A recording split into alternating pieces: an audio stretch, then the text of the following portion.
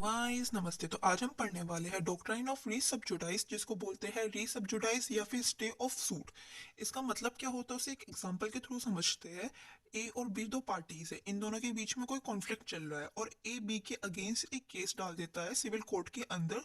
इसको मान लेते हैं कोर्ट नंबर ए, ठीक है ना। फिर थोड़े टाइम बाद बी ए के अगेंस्ट केस डाल देता है सिविल कोर्ट के अंदर, बट वो कोर्ट नंबर बी में डाल देता है, किसी दूसरे कोर्ट में डाल देता है। तो ऐसी सिचुएशन में दोनों कोर्ट में सेम केस है, सेम पार्टीज है।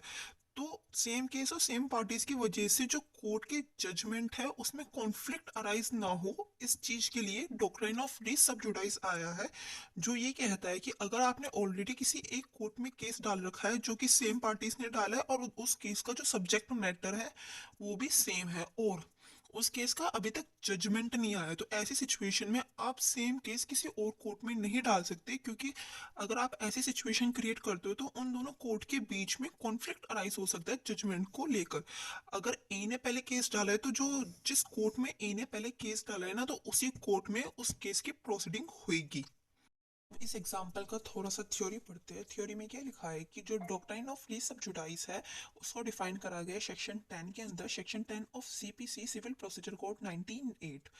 इसमें जो वर्ड है रिस, उसका मतलब बताया गया है means a subject matter against which legal proceeding has been instituted. एक ऐसा सब्जेक्ट मैटर जिसके अंडर लीगल प्रोसीडिंग को इंस्टीट्यूट करा गया है। On the other hand sub judice का मतलब बताया गया है means a case under trial and under judgement, जिसमें जो ट्रायल है वो भी अंडर है और जो जजमेंट है भी अंडर है, मतलब कि अभी जजमेंट आया नहीं है, ऑन द वे है। जो सेक्शन है, section state that the court shall not proceed with the trial of any suit. ये सेक्शन ये कहता है कि जो कोर्ट है वो प्रोसीड नहीं करेगा ऐसे ट्रायल सूट के अगेंस्ट जिसमें जो मैटर है वो पहले ही किसी और इंस्टीट्यूट में, किसी और कोर्ट में फाइल कर दिया गया है सेम पार्टीज के द्वारा, और where such suit is pending in the same और any other court in India, जिसमें जो जजमेंट है अभी आया नहीं है, सेम पार्टीज के द्वारा सेम पार्टीज के द्वारा सेम प्रॉब्लम पे जो सूट है वो ऑलरेडी किसी और कोर्ट में आ चुका है और उस सूट के अगेंस्ट अभी कोई जजमेंट नहीं आया है, जजमेंट भी पेंडिंग है। पेंडिंग अब करते हैं ऑब्जेक्ट ऑफ डॉक्ट्राइन ऑफ री सब्जुडाइज। इस डॉक्ट्राइन का बेसिकली ऑब्जेक्ट क्या था?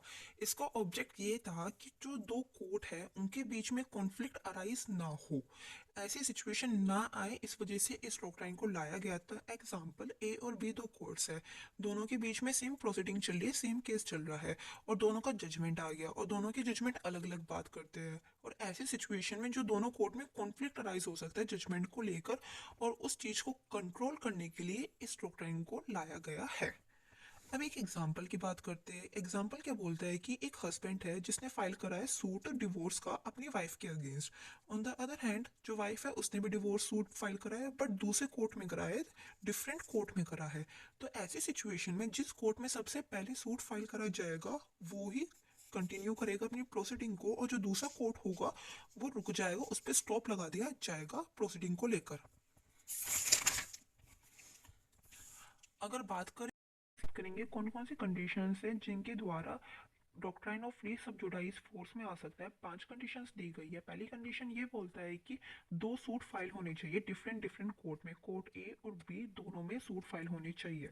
दूसरी कंडीशन क्या बोलता है कि जो कोर्ट में सूट फाइल हुए हैं वो सेम पार्टीज के द्वारा होने चाहिए, लाइक कोर्ट ए में जो सूट आया ए और बी के है, और जो कोर्ट बी में है वो बी और ए के है, मतलब कि सेम पार्टीज होने चाहिए दोनों सूट के अंदर।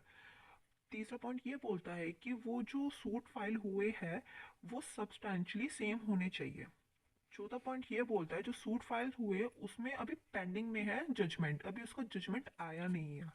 पांचवा पॉइंट ये बोलता है जो सूट फाइल हुए हैं डिफरेंट डिफरेंट कोर्ट में उसका जो टाइटल है वो सेम होना चाहिए, लाइक डिवोर्स का ही टाइटल होना चाहिए। फॉर एग्जांपल, ए ने बी के अगेंस्ट करा डिवोर्स का, बी ने ए के अगेंस्ट करा डिवोर्स का। ऐसा नहीं होना चाहिए ए ने बी के अगेंस्ट तो करा डिवोर्स का और बी ने ए के अगेंस्ट करा मारपीट का, तो ये डिफरेंट डिफरेंट टाइटल हो जाएंगे, ऐसी सिचुएशन ना होनी चाहिए। केस लो की बात करें, there is a case known as Indian Bank versus Maharashtra state cooperate limited 1998 Supreme Court, जिसमें कि डॉक्ट्राइन ऑफ री सब्जुडाइज आया था। पहले इंडियन बैंक ने महाराष्ट्र स्टेट को कंपनी के अगेंस्ट केस डाल दिया था, फिर थोड़े टाइम बाद इस कंपनी ने इंडियन बैंक के अगेंस्ट केस डाल दिया था। तो फिर इस सिचुएशन में डॉक्ट्राइन ऑफ री सब्जुडाइज आया था। सुप्रीम कोर्ट ने ये बोला था कि आप बस एक ही केस डालिए, आप दो दो केस ना डालिए, जिससे कि जजमेंट के अंदर कॉन्फ्लिक्ट अराइज ना हो।